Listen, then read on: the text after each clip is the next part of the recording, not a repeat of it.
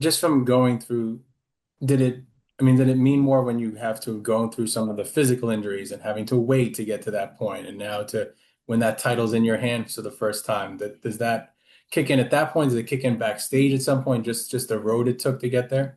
A little bit, yeah. I have never wanted like my chance to be the winner of the belt. I never wanted it to ever feel like it was just like a forced thing or that it came at the wrong time. I do feel like this is probably the best time it could have happened for me. You know, everything is happens for a reason. I always say like I feel like my injuries kind of made me a better performer in the long run, and I needed those to get to where I am today. And like I said, if this had happened 3 years ago, who knows? I might have had my second knee injury prior to that or after winning the belt and whatnot. So I feel like everything kind of played out the way it was supposed to.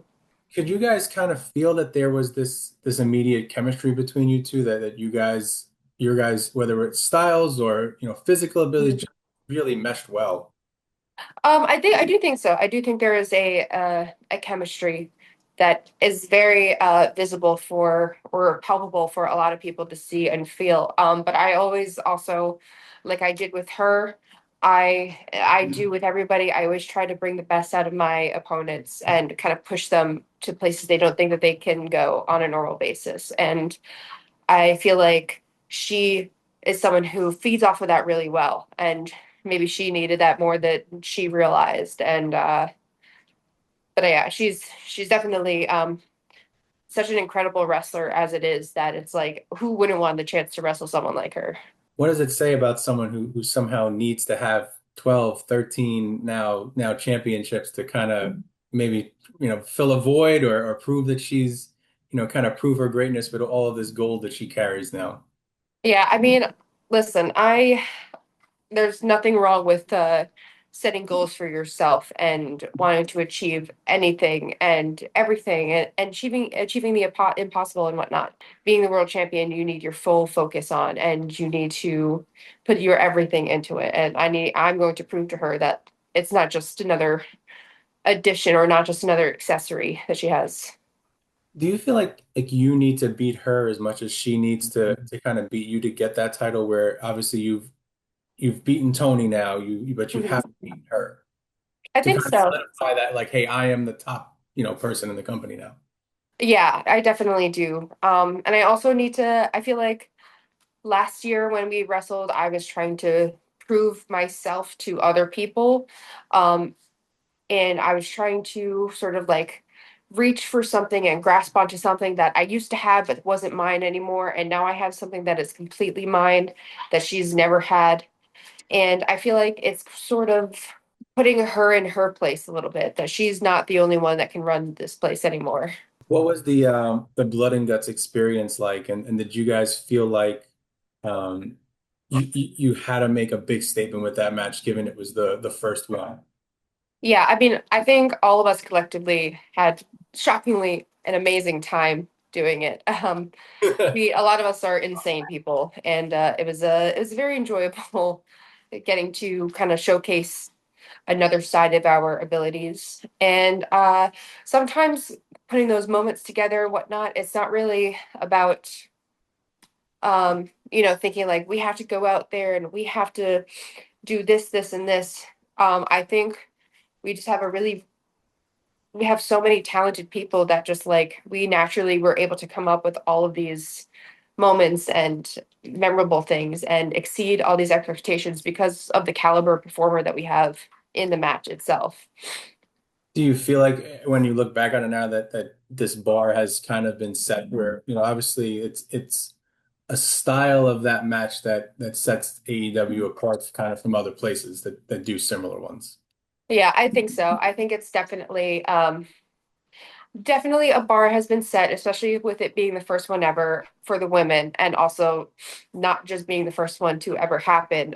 So there was already a bar set for what these types of matches entail. But I do think we did a lot of very crazy things. I do think a lot of us have a lot more even crazier ideas. Sometimes things work, sometimes they don't fit, and you know, I think constantly with women in hardcore matches, expect the unexpected because you don't know where our brains go sometimes. Did you enjoy the short heel run where just they getting to do a little bit of that stuff? And obviously it kind of ends like it was one of these things that just ended kind of abruptly, and everyone's like, okay, but did you enjoy that little stretch?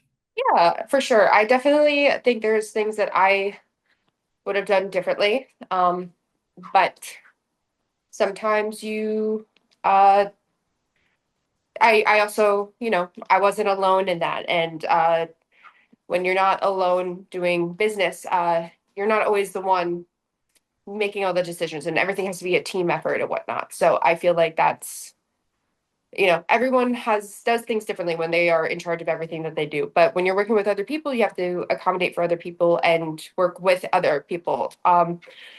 So I definitely think that going back to it would be a lot of fun, but for some reason people keep thinking that I flip flop every single week, and that's not true.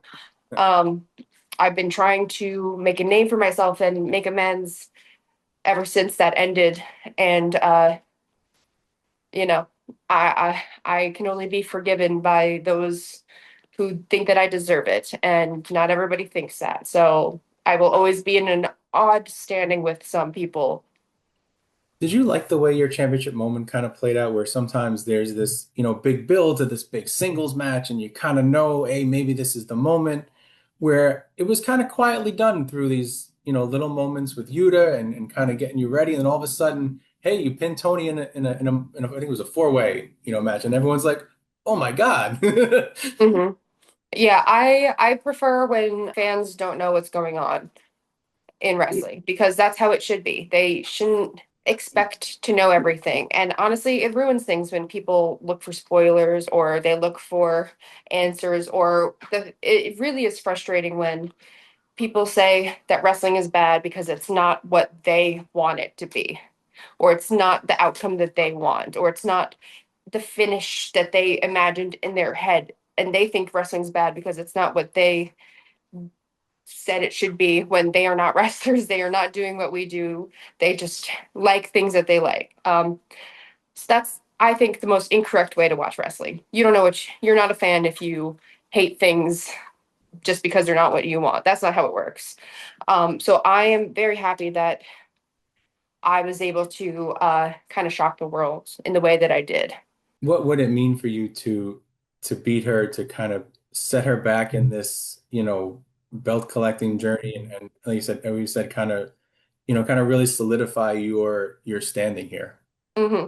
I first of all, I just want to say I'm sick of having to try and solidify my standing because I had to do it to Tony Storm in the first one, and now I have to do it to Mercedes. And I don't know how me holding the belt and being the champion is not solid proof as it is. So I wish people would stop questioning my worth, my value as a champion because I'm a champion. I've been a champion before. It's nothing new for me. But I am very happy to like I said, rain on her parade. And I if I am the catalyst to her downfall, excellent. I'm honored to be the one to do it. Chris, I appreciate a couple of minutes. Congrats on all the success. I know we're all looking forward to, I guess part three here between you and Mercedes on Saturday.